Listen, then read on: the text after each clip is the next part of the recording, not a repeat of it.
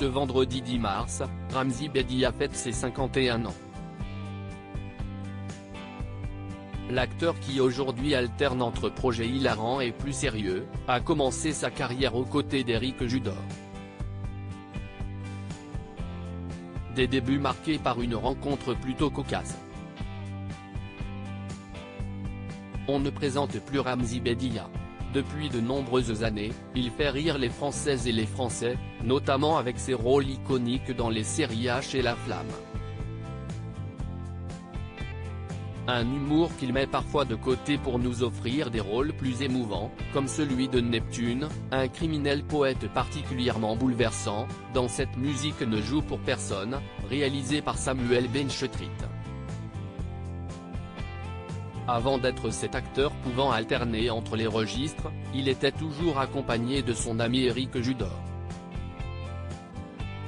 Avec lui, il a fait Les 400 coups, et plusieurs films, dont La Tour Montparnasse infernale, et Steak de Quentin Dupieux. Une amitié qui dure depuis presque 30 ans, car c'est en 1994 que les deux hommes se sont rencontrés. Tu m'as fait prendre conscience du ridicule de ce que je faisais. Si le duo est connu pour ses blagues et ses gags hilarants, leur rencontre ressemble fortement à leur travail. Dans une interview pour Combini en 2020, Ramzy était revenu sur sa vie, et sa carrière, et notamment le moment où il a rencontré Éric.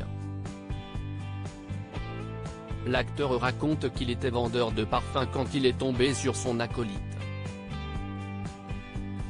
La rencontre s'est déroulée dans un bar qui s'appelle le Comptoir aux Halles. Les deux hommes entrent en même temps en faisant des blagues au videur du bar, qui leur dit de discuter entre eux. C'est ainsi qu'ils sont devenus amis. En 2016, Pure People racontait que la rencontre entre les deux hommes était encore plus comique, notamment à cause du style vestimentaire de Ramzy qui aurait mis une robe, comme le confiaient les deux amis. C'est un peu comme une rencontre entre un mec et une meuf.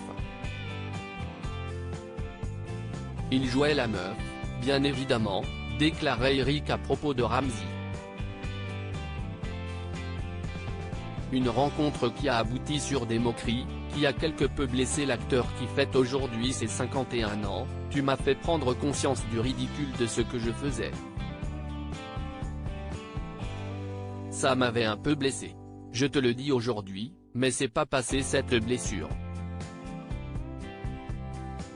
Après cette rencontre cocasse, les deux hommes ont été poussés par leurs amis respectifs dans leur envie de faire du stand-up. Et l'histoire leur a donné raison, et la carrière du duo est aujourd'hui la preuve qu'il faut savoir écouter ses amis.